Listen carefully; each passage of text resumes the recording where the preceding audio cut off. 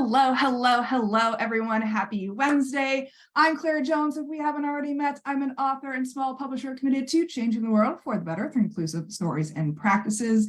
And we are jumping on today for my Authorvision Facebook Live series, where I interview the amazing and inspiring authors in my network to discuss the personal visions that have shaped our lives and careers.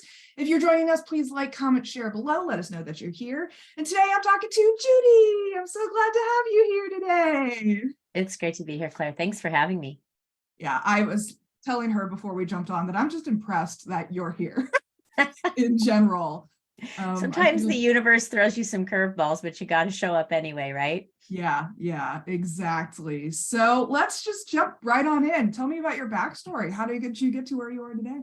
Wow, that's kind of an interesting one. So as far as the book goes, I've been a custom home builder for 35 years, and I meet a lot of people and I hear about people's what I will call really first world needs in most times, because I am working with custom homes. So a little bit higher end, and people have money to do things they want. This book came to be from family situations. It started with my beloved grandma Fran, who had to leave a home of 50 years to move to a senior apartment. The home wasn't manageable and eventually moved to assisted living. Then I repeated this process with other grandparents, other aunts and uncles, other friends' parents. And as this, our parents left and, passed away, we have one mom between us left. We started sort of collecting a little bit of stuff. We tried to be really careful about that. But I looked at my husband and said, wow, our daughter's going to college in a year. We have this huge house that we live on one floor of. We've got all these weird things that our ancestors left us. And I think we need to seriously look at this. And we had a neat, tidy, lovely home, but you couldn't open a closet without seeing boxes of things that needed to be gone through. And so over time, I've always wanted to write a book. I've always loved writing. I've always been a writer. And it just sort of realized it was time, and this was the subject to write about. So that's what got me here with you today. I mean, I can relate so much to what you're saying. I'm an only child of divorced parents, so I am like the family recipient of all the things. I am the family historian in really both sides of our family. And so, but yes, our daughter's an only child, and we were like, my in-laws had a farm, and a farm is a lot of work. 40 some years, almost 50 years on a farm is a lot of stuff to go through. And it took a long time. And we just decided we don't ever want to, our daughter's already going to have to deal with everything alone, but we don't want to leave added burden to her so early. I mean, I think this is a very timely topic as well, because we're seeing all of these news headlines that are talking about like the greatest transfer of wealth the boomers to the millennials and so on and so forth. Like, I think I saw the number $16 trillion. Wow. And that doesn't even include all of the material stuff that we're also inheriting. That's just the money. Yeah. And we're also living in very expensive times. And so part of my book is about living smaller without sacrifice. You don't have to live in a tiny home. That's not realistic, but you can size a home more appropriately. And that saves you money on power, on the mortgage, on taxes, on insurance, on upkeep, on everything. So there's a lot of freedom there. And when you've got all these things coming from family and like, what am I going to do with these 2 sets of china? It's a little chaotic.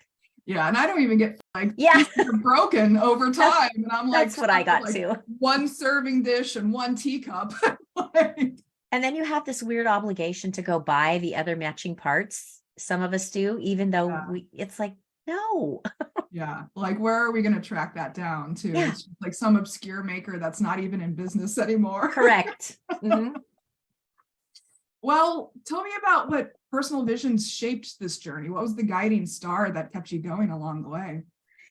I have a background in education, training, and development, and I always thought I would do something different. And in the home building industry, we've sort of differentiated ourselves by being the home builder that really educates their clients and takes them through the process step by step. Home building, you hear couples get divorced and they blah, blah, blah. They don't have to. It's because it's stressful. But if you don't know what's coming, you can't navigate it. So I like teaching other people. I like guiding other people. And I was already doing a lot of that and I was speaking a lot about it. So, I'd always wanted to write a book and this subject just seemed really timely. So it Mm, finally just all came together. I've been thinking about this for 30 years and sort of working on it on and off this particular topic. But it's been 30 years in the making for sure. And it was really just kind of a long time goal and aspiration. mm, And one day I thought to myself, last year, I thought, I'm 58, I'm 59 this year, but I thought, if I don't do this now, when am I going to do it? And I keep saying I'm going to have one that starts with an F mm. that rhymes with bucket. And You're free to curse on this okay, podcast. This is a well, cursing okay, podcast. good. The bucket list is a list of things I don't need to do anymore, right? It's all the crap that I think I need to do. And so I was like, I need to move some of the stuff to the bucket list because I'm either not going to do it or I'm just going to keep talking about it. And I like a word of the year, and I had picked last year, I had picked action. And so last year was the year that I was like, okay, this is the thing one of the things I'm going to take action on. And so that was my catalyst, was just like, quit talking and start doing. You're getting old. I mean, I love this whole concept of a bucket list, honestly, It's because I think we all need to best. say that more in general. Yeah, like all the dumb stuff you do because of this, that, or the other. No, there's that whole other list. Yeah. I think it's actually, there's a term that they use. I don't know the Korean term for it. Mhm. Don't ask me to replicate it, but it basically applies to the term fuck it expense. It's an Oh, expense where it's just like, well, fuck it, because the expense is just so minuscule in the right. range of things that I just don't need to put that much emotional energy into considering whether the expense is worth it or not. There should definitely be a word in the English language for that, because really, if you think about all the things we do out of obligation, yeah. Yeah. And like it's this concept of shoulding all over ourselves Yes. too, right? Yes. Yeah. Like that to come to terms with. I mean, I'm still coming to terms with. I mean, it's a practice, to be honest. A recovering people pleaser. Yes, I I think a I lot of the time. understand. Mhm.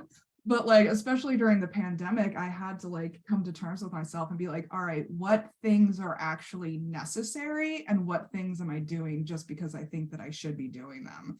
And I it's think when people made a stop and huge. look at that, it's kind of amazing. Yeah. And Mhm. and I think I did that recently, and I don't think that I've done that in a long time. And I think it needs to be more of a common practice, but I think a lot of people don't even do it. We just get into these patterns and we just keep going. And then all these dreams and aspirations just kind of get pushed to the side because we're busy. Well, Mm. one day you're not going to be busy and you're going to be like, wow, how did I spend all my time? I mean, the time will pass one way Yes. or another. The time's going to Yeah. pass. And I think it's also like anti-perfection talking about here. Totally. My motto is done is better than perfect. And that has not been my motto all my life. It's a recent acquisition to my Yeah. vocabulary. And I Yeah. say it all the time. Done is the enemy, or perfect is the enemy of done, and done is better than perfect. I mean, passing too. That's true on occasion. I do like doing things right, but also you got to just get it done. Sometimes you just can't be a perfectionist about every little thing. Yeah. And I think that is what scares people away from just even taking that first step to trying to get it done, because they think that that first step needs to be perfect. They need to do it Yes. the best way possible, when we really need this opportunity to play and explore and experiment and just try things out, Yeah. more so than being like, every word that I put down on the paper has to be the perfect word, has to be the perfect sentence. Like, Yeah. And the best cure for perfectionism, I'll tell you right now, it's writing a book, because most people don't know anything about it. Kind of like building a house. Most people haven't done it.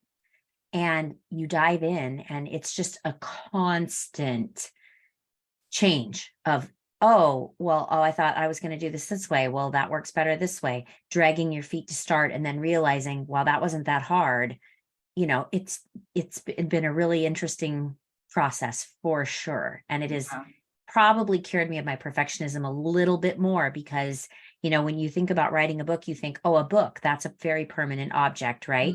No, it Mhm. can be changed too. Yes, Yeah. there'll still be a version out there that has that sentence in it or that paragraph, but new information can be added, old information can be taken out. So even anymore, it's only semi-permanent. Yeah.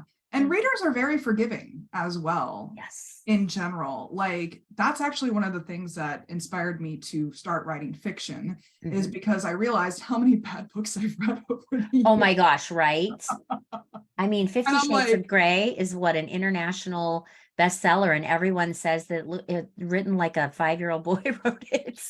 yeah, like I forgave other authors for having poorly edited books, for having formatting issues, for having names that were spelled incorrectly Or even plot lines that weren't that great. Right? Yeah. Like endings that had no closure. Like Yeah. I, as a reader, forgave other authors for that. So why would I, as an author, expect my readers to put me to such more higher standards than I would put other authors to? Yeah. That's a great point. Yeah. Like one of the things that someone told me when I was embarking on my author career was typos are like cockroaches. They're going to survive nuclear war. Yeah, they are. That's for sure.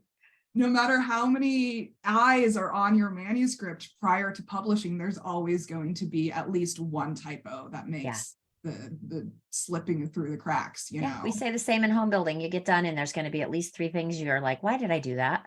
Yeah. And I think we need to just talk about that more often in sense of just start, put one word on the page and then see if you can come up with the next word and then the next word and then the next word. It's not like we are writing Shakespeare here. Yeah, no, 100%. So this kind of brings in the next question of what lessons did you learn as you walked this path?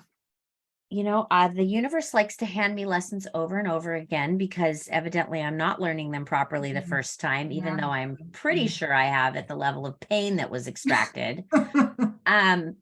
There's never enough time. You never start early enough. So I think in hindsight, I would say I was overly confident in the time it would take. And I shot that a little low. It all worked out and it was not that painful, but you know, you really do need more time. I think I had my book published in about 6 months from start to finish. And I drug my feet for the first few months, if that gives you any clue. So I had a January 30th publishing date and I didn't start actually writing in earnest until mid-October. Wow. So I don't recommend that. And I had a holiday in there, which was a little challenging. The book was always in my head though. So I really knew what I wanted to say. And that wasn't the hard part for me.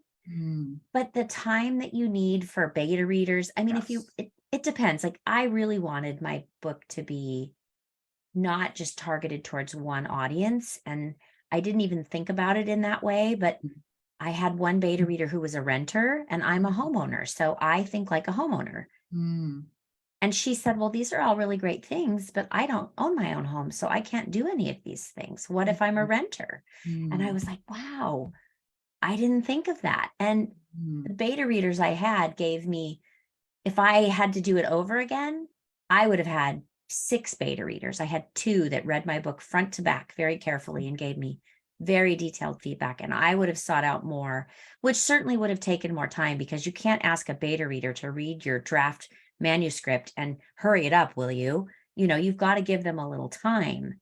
And so I think more time, but I wouldn't want anyone, I'll say the caveat here.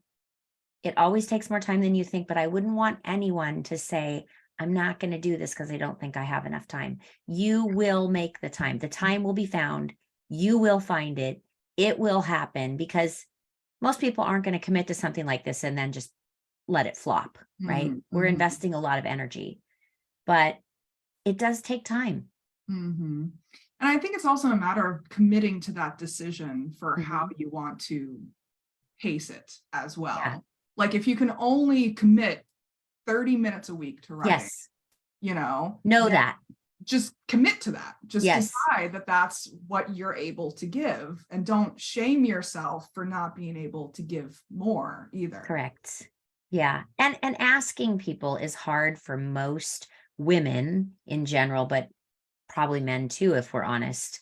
but we don't ask for things. And, asking people to read my book, asking people to do book blurbs, advanced Mm. reader stuff, I learned a lot about the ask and Mm. and that was really valuable because I got some really interesting things from the ask that weren't really about what I was asking for. So it's kind of a cool experience to have to go through that forced, you have to ask for help. You have to rely on an editor. You don't have to, but you're hopefully relying on an editor, a proofreader, all these different people who are giving you feedback. And while you don't want to ask for too much advice, you don't want to ask 200 people, which cover do you like better? You want to limit that a little bit, but asking people for feedback is not something we're very good at, generally speaking. And so there was a big learning for me there on asking, and I am now a lot better about asking for what I need.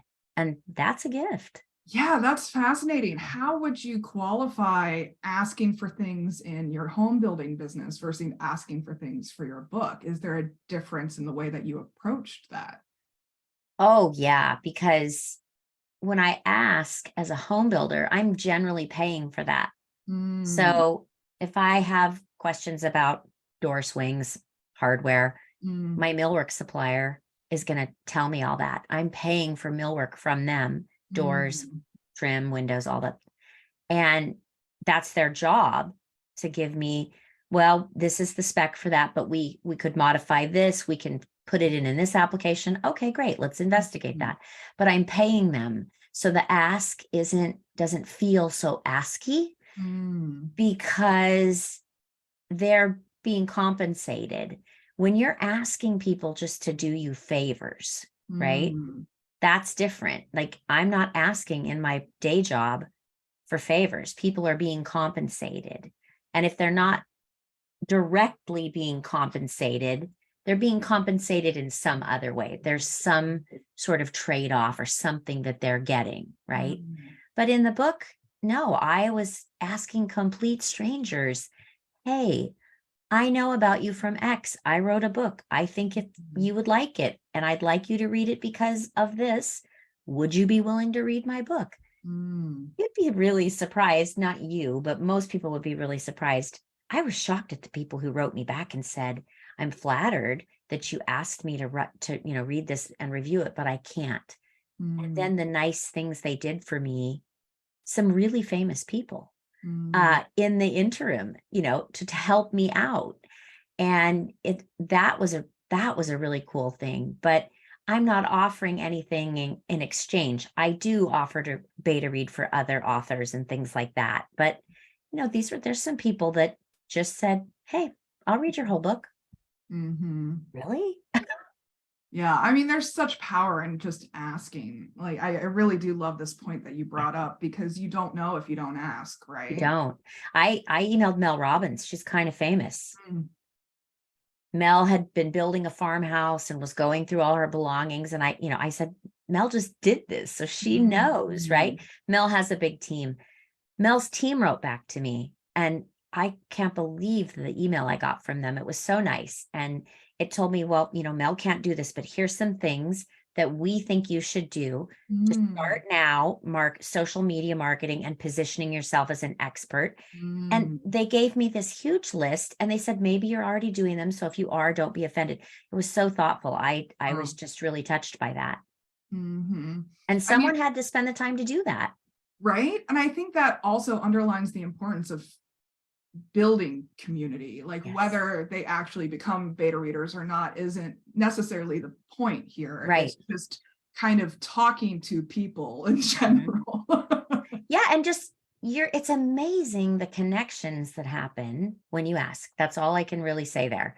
Yeah. It really, I've learned that over and over in the last year. Yeah, exactly. So let's get a little practical here. What were the tools or practices that you used to support yourself, made sure that you were sane throughout this process? I had an accountability group. We had a Zoom of several authors that met every Friday morning, and we could just bitch. Or we could, if one person had something they were really stuck on, we could focus on that one person's issue. Mm. And that was really helpful. We were all at very different stages in the writing process. So we all had different publishing dates. Mm. And we were all writing about very different things, but it didn't matter. There was a lot of kismet in that group. I mean, a lot of real magic happened there. I also joined a creative co-working Mm. space. So it was a Zoom meeting, Interesting. and it was basically a creativity space. And it was once a week, twice a week. And you could go you could go as much as you wanted or as little as you wanted. It was just a monthly fee. It was very inexpensive, like $50. And if you were the only one who showed up, you could focus on all you needed. If there were 10 people that showed up, there was usually a message that the leader would present, and then we would kind of riff off that. And then if we had time left, we would be like, who has a problem we're trying to solve? So that was helpful because I hadn't done that before. And in the book writing process, I decided that I would be open to all things, right? I would try all the things, even when I thought they were dumb.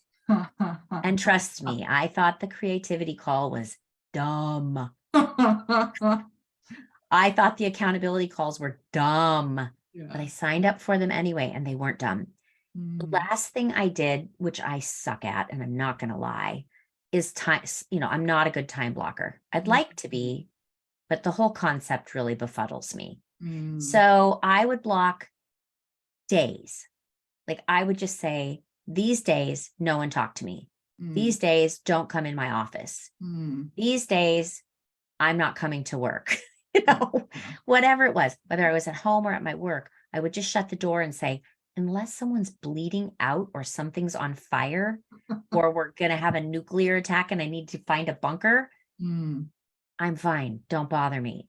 And everybody was very respectful of that, whether it was 2 hours or a full day or a weekend. There were days I didn't come out of my office for all day. I would come in at 8 a.m. and I wouldn't leave till 10 p.m.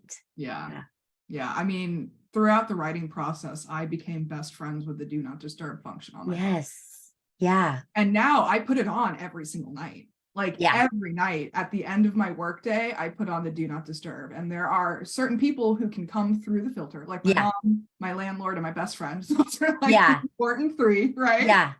But no one else. And that's a human need, not to be bothered 24/7. And that's what a cell phone does.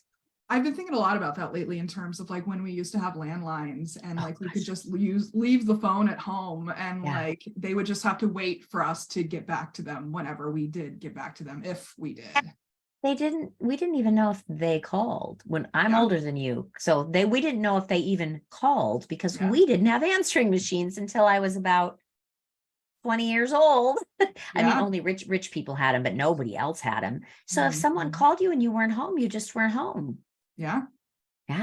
Novel concept. I know, right? I'm like, I kind of miss those days, honestly. There's something to be said for that 10-foot long cord on the kitchen phone. Right. You had to go around the corner so you could talk to your friends in private. Yeah. Yeah, your hand over the mouthpiece. Right. I so remember that. Your little brother unplugging it, Right. And when you really didn't want to be bothered, you just unplugged it from the wall. Yeah. And he could call you at all. Yeah, right. Do not disturb.